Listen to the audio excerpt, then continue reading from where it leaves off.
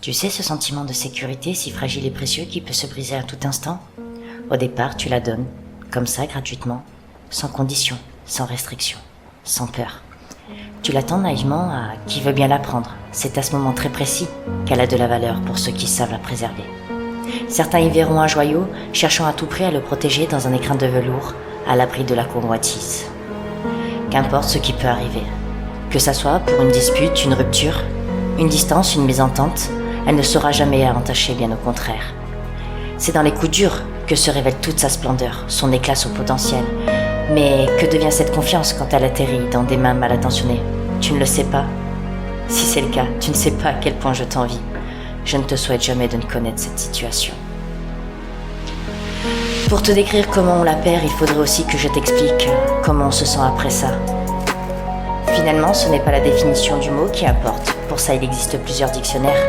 Le plus important, c'est la signification émotionnelle. La confiance est un soil élastique établi entre deux individus avec des règles bien définies. Il y a celui qui fournit le matériel, s'assurant qu'il est conforme et que le jumper est bien apprêté.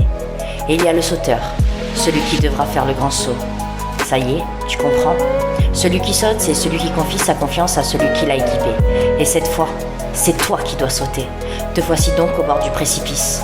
Tu prends une profonde inspiration et tu t'élances sans aucune hésitation. Mais voilà que rien ne se passe comme prévu. L'élastique s'est rompu. Ton instinct t'a aidé et grâce à lui, tu as su atterrir dans cet océan. À qui la faute? Celui qui a mis sa vie dans les mains d'autrui ou celui qui a été négligent? Peut-être était-ce par choix, maladresse, dépit ou même sadisme. Le résultat reste le même. La confiance s'est rompue. Avec toute la volonté du monde, elle ne pourra se réparer intégralement même si tu le décidais. Il te restera donc deux choix après cette mauvaise expérience. Retenter l'aventure avec d'autres ou rester ici. Dans tous les cas, le choix n'appartient qu'à toi.